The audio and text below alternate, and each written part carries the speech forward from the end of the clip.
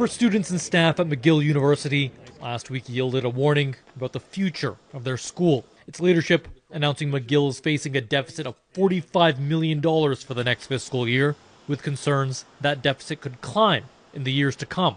Our university, as we know, is facing serious financial pressures that originate from many different sources. Despite the prestige, Canada's top universities are not immune to the federal government's decision to cap international student visas at 360,000 last year. Higher Educational Strategy Associates, or HESA, releases an annual report on the state of Canadian post-secondary institutions. The immediate reduction of one of the largest sources of revenue has sent universities and colleges scrambling for solutions, but it's not the only factor in their bottom lines. The longer-term issue is that provincial governments haven't given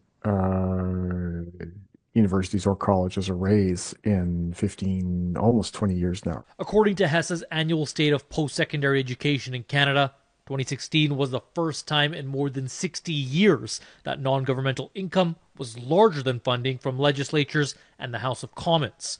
By the 2022-23 fiscal year, about 46% of income came from provincial and federal governments. And with government funding lagging and a limit on international student funding via higher tuition costs, institutions are looking closer at their books. Staffing costs account for about 80% of our operating expenses. McGill specifically noting up to 500 of its staff could face layoffs. Ken Coates with the University of Saskatchewan says while colleges can change on the fly, universities could have their hands tied.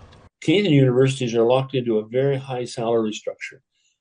People get tenure. They tend to get annual increments, at least for the first 7 to 10 years. Programs at colleges in several provinces have been reduced or completely axed, leaving both domestic and international students wondering what options might remain for their post-secondary paths. Kyle Benning, Global News.